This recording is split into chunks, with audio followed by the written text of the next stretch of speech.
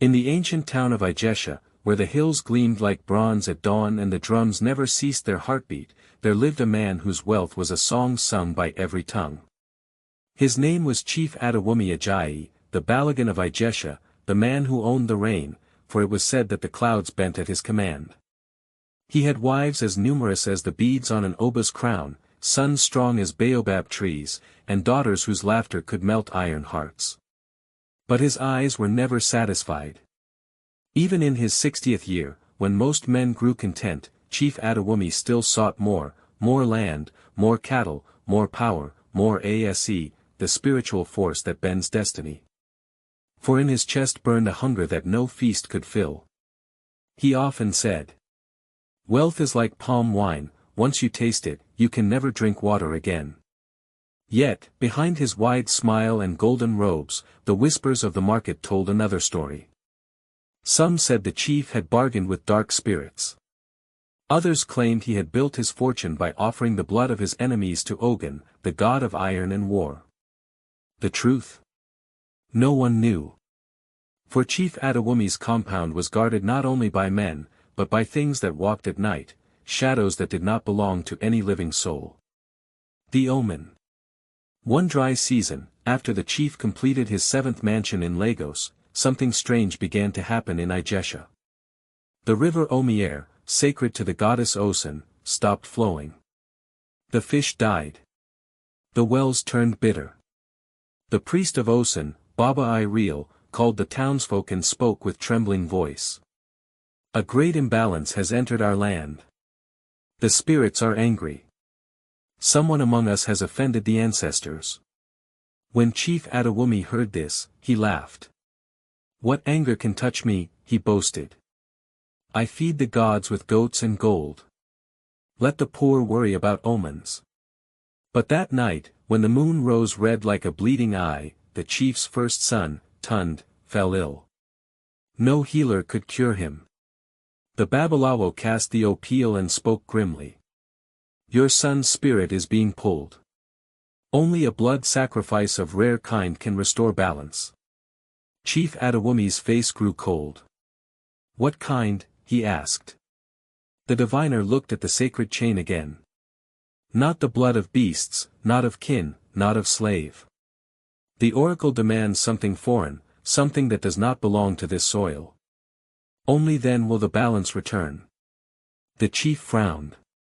"Foreign?" "Yes," said the Babalawo. "The spirit says, find the one with skin of moonlight, and your fortune will be renewed." The white woman. Months passed before fate brought her. It was the height of Harmattan, when dust veiled the sun and the earth cracked from thirst. On the road that led to the king's market, a strange woman wandered barefoot, her hair tangled like dry grass, her skin pale like river clay. She was Oyinbo, a white woman. The market women gossiped, the children laughed, the elders crossed themselves. Who was she? Where had she come from? She spoke little, slept under trees, begged for food, and wore the same torn dress every day. They called her Maya, though that was not her real name. Some said she had come from the sea, shipwrecked. Others said she was a cursed spirit, wandering from another world. When the news reached Chief Adewumi, he smiled for the first time in weeks. He sent his guards to bring her to his compound. The strange proposal. Maya stood before him like a shadow of herself, thin, trembling, eyes sunken yet bright with some secret fire. Chief Adewumi looked her over, from her bruised feet to her golden hair, and whispered to his inner ear. "The gods have answered." He offered her water, clothes, and food. Then, after days of kindness, he said, "Marry me." Maya stared in disbelief. "You want to marry me?"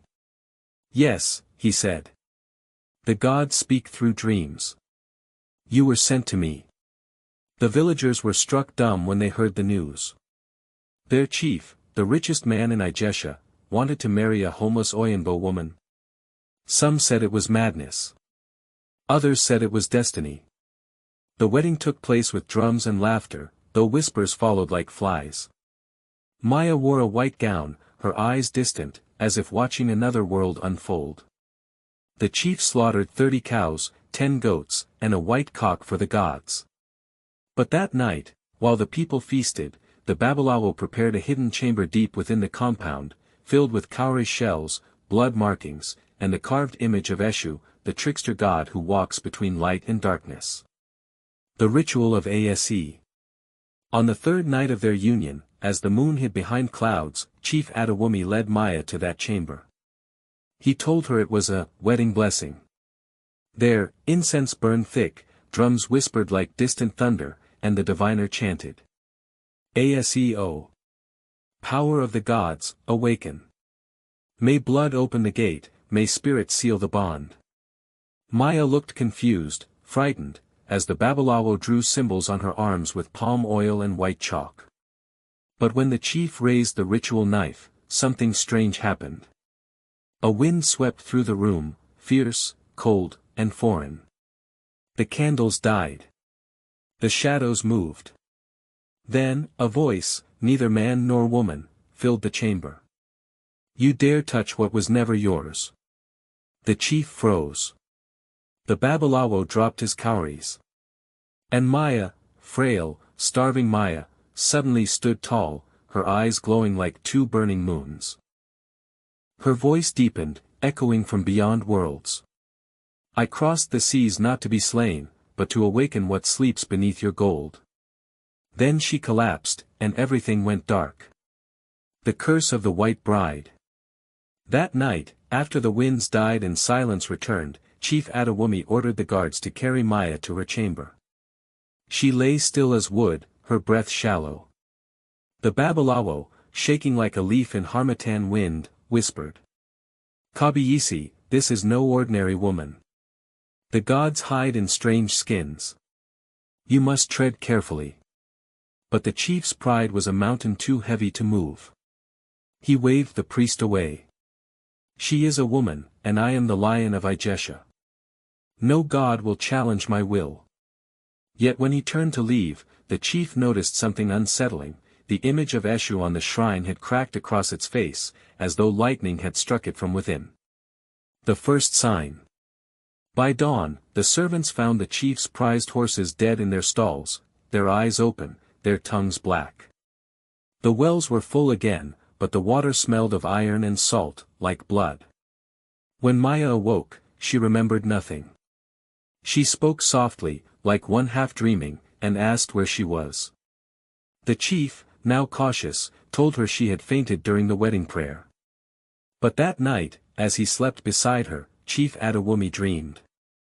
He saw himself walking through his compound, but everything was reversed, the ground above him, the sky below. The drums beat backward, and his ancestors turned their faces away. Then he saw Maya, standing by the river Omier, her feet not touching the ground. Her voice echoed. You fed on the blood of others, Chief Adewumi. Now your own blood calls for reckoning. He woke sweating, his chest heavy like stone. The Festival of Olakan. Weeks later, to prove his power remained, the chief announced a grand festival in honor of Olakan, the god of the sea and wealth. He called drummers, dancers, masquerades, and chiefs from distant towns. He wanted the people to see that he was untouched by curse or fear. Maya, though weak and quiet, was made to sit beside him, her pale face painted with red camwood, her wrists jingling with coral beads. But when the masquerades began their dance, one of them, the Igungun of Olosa, whose spirit speaks for the waters, suddenly froze mid-dance. A chill swept through the crowd. The Igungun turned toward the chief's chair, and in a voice not human, it thundered. Chief Adewumi, the sea remembers. You have chained a spirit of water in the form of a woman. You have wedded your own punishment. The drums stopped. The people gasped. The chief rose in anger, shouting. Silence that fool. Tear off his mask. But when they did, there was no man beneath, only a whirl of mist and salt that vanished into the air. The people fled in terror. And that night, the river Omier overflowed its banks for the first time in living memory, flooding the chief's compound and washing away his barns. The strange woman's dream. While the flood raged, Maya slept deeply. In her dream, she stood beneath a great sea. Spirits of water, maidens of Olakan, circled her, singing in tongues she had forgotten. They placed a crown of coral on her head and whispered.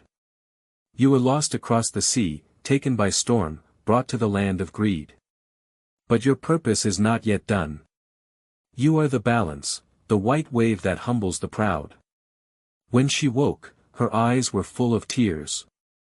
She remembered flashes, a shipwreck, a storm, hands pulling her into darkness, then light. She looked at the chief sleeping beside her and whispered. The gods have sent me for you. The second sign. By the next market day, the people noticed something strange about the chief's servants. One by one, they began to vanish. Those who returned came back mad, muttering about voices under the ground and a woman who walks in water at night. When Baba Ireel, the priest, went to consult the oracle again, the message was clear. The woman is not woman. She is Omo Olakan, daughter of the deep. Her soul was stolen by the chief's greed. Until he confesses and makes peace with the sea, his house will turn to dust. But when the priest told him, Chief Adewumi shouted. Enough! I do not bow to water spirits. I am the son of Ogun, I make my own destiny. He struck the ground with his iron staff, and it split open. From the crack, a faint trickle of water seeped out. By evening, it became a stream. By dawn, the compound was knee-deep in water again. Still, the chief refused to bend. The night of shadows. On the seventh night after the flood, Maya awoke to whispers outside her window. Voices, dozens of them, speaking in Yoruba and something older. She peered out and saw figures made of mist, moving through the courtyard, each carrying a lamp of blue flame. They entered the shrine of Ogun, then vanished. The chief, hearing her gasp, came running. But before she could speak, he saw it too, his ancestors, standing at the gate, silent, their faces darkened. He fell to his knees. Baba, what have I done? The tallest spirit raised a staff of light and said. You took what was never yours. The god sent her to test your heart, but you saw only power, not mercy. The sea does not forget. Then the spirit pointed to Maya. She must return to the waters. If she stays, your bloodline ends. And with that, they vanished like smoke. The decision.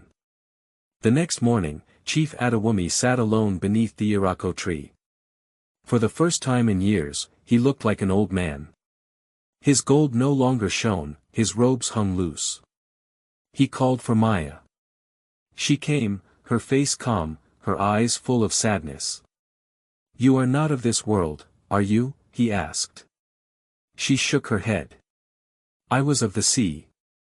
When my ship sank, the waves claimed me. But the god sent me back in this form to heal the greed of men. The chief bowed his head. And if you return? Then the waters will rest, she said softly. But your life will not be the same.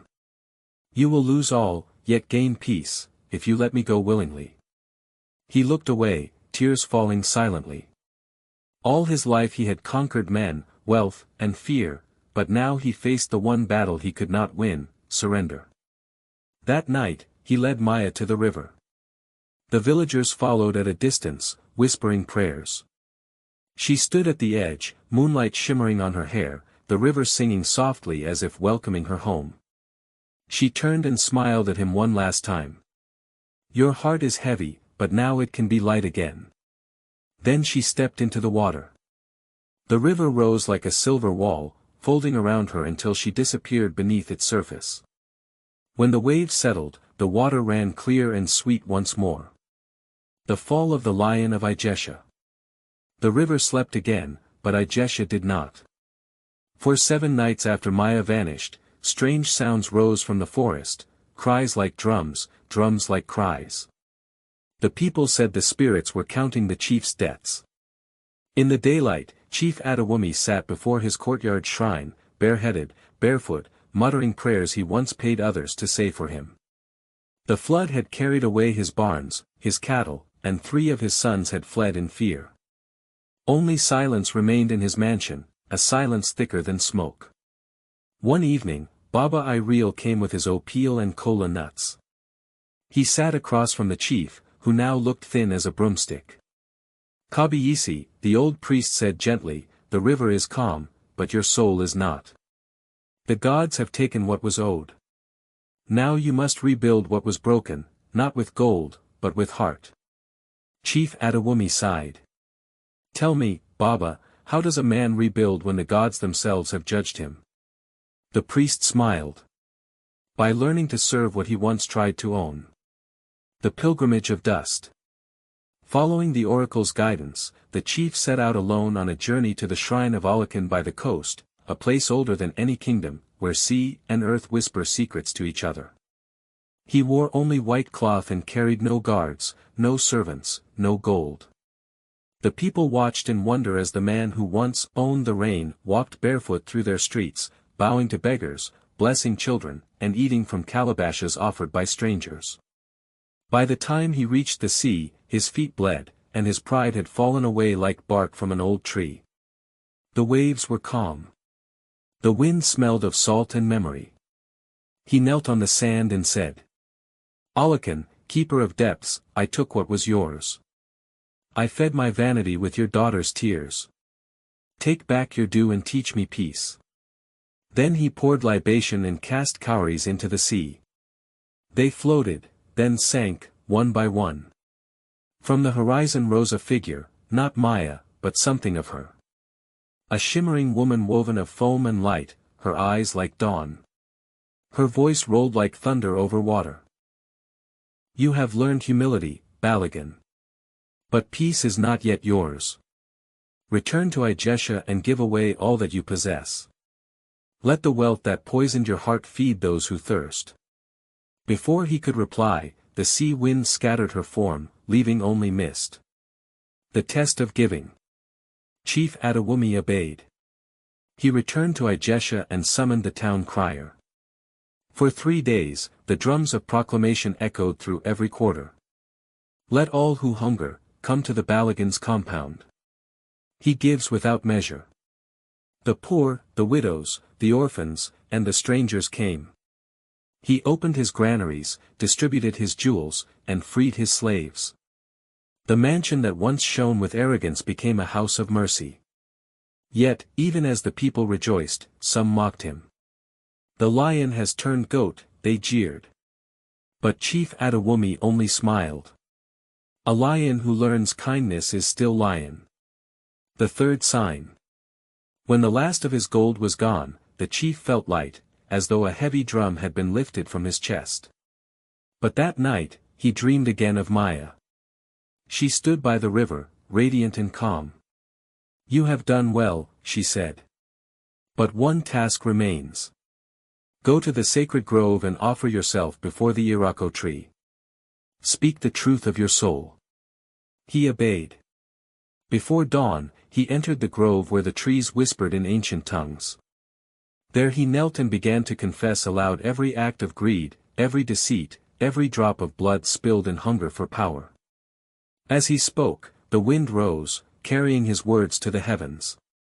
When he finished, a great calm fell. The leaves glowed with silver light, and a voice from nowhere said, The earth accepts your repentance. Live now as keeper, not taker. The return of rain. When Chief Adewumi stepped out of the grove, dark clouds gathered over Ijesha. Thunder rolled gently, not with anger, but promise. Rain fell, soft and pure, soaking the land. The people danced, shouting. The curse is lifted. The gods have forgiven. For the first time in years, the chief laughed, not the proud laughter of wealth, but the quiet joy of peace. From that day on, he became known as Adewumi the Restored, protector of the poor and guardian of the river. He built shrines to Alakan and Osun, ensuring offerings were made every festival season. He spoke often to children, saying, Power is not what you hold in your hand, but what you release from your heart. The return of the sea daughter. The river that sang again. Seasons turned, and the land healed. Crops flourished, the river Omier ran sweet again, and the people of Ijesha began to say that Adewumi's fall had been a gift to the town. Children who once feared the water now bathed joyfully in it, and even the fish returned, bright as cowries in sunlight. The chief had grown thin, but there was light in his eyes, the soft fire of a man who had met his own shadow and made peace with it. Each morning, he would sit beside the river and speak to it as though it were an old friend. "You tested me," he would say, "and I thank you. You took what was hollow and filled it with truth." Sometimes the wind would rise from the water and blow his words back to him like laughter. And on the 7th full moon after his repentance, the river sang again. No one else heard it, only him. A song woven of foam, whisper, and memory. He knew the voice at once. "Maya," he whispered, "daughter of Alakan. The night of the white moon." That night, he dreamt of the sea once more. But this time, he was not drowning, he was standing upon calm waves that gleamed like silver cloth. Across the horizon, Maya walked toward him. Her face was neither mortal nor divine, but a balance between both. She wore a crown of coral and held a shell that glowed from within. "You have learned the language of loss," she said. "Now you must teach your people what you learned, for greed is a fire that burns every house it enters." She reached out and placed the glowing shell in his palm. "When you hear this shell whisper, it will be me. I will not be gone, only return to where I belong." When he woke, the shell was truly there, shining faintly beside his mat. The legacy of Balagan Adewumi. Years passed, and Chief Adewumi grew old. But his wisdom spread far beyond Ijesha. He became a counselor to kings, a teacher to the young, and a servant to the gods. Whenever disputes arose, he would tell the story of the white woman of the river, saying, "There are riches that glitter, and riches that live. The first blinds you, the second frees you." He established the festival of Alakan and the Sea Daughter, celebrated every 7th year. On that day, the people dressed in white and blue, sang songs of the river, and cast shells into the water to thank the goddess for mercy. The festival became a covenant, a promise that Ijesha would never again allow greed to rule its heart. The final passing. One evening, when the air was cool and the river hummed like a mother's lullaby, Chief Adewumi felt the pull of the spirit world. He called his remaining children and said, "Do not weep for me. I go to meet the sea that taught me wisdom."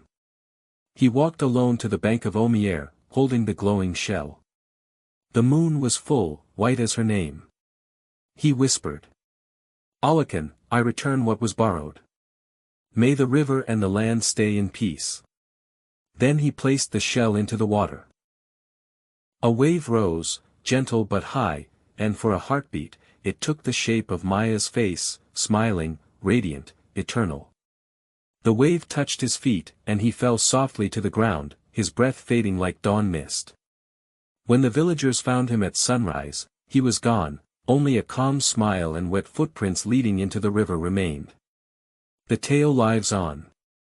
To this day, the elders of Ijesha tell their children, "Do not despise the stranger, for the gods may wear any skin. Do not serve gold and forget the river, for all wealth flows back to the sea. And remember, the lion that learns mercy becomes king twice, of earth and of spirit." They say when the moon is bright and the waters still, a woman's laughter can be heard from the river, neither mortal nor ghostly, and the waves glow with silver light. It is the sea daughter, Maya, watching over the land that once sought to sacrifice her. And when the rains come gently, the old ones smile and say, "The chief who owned the rain now walks with the water once more."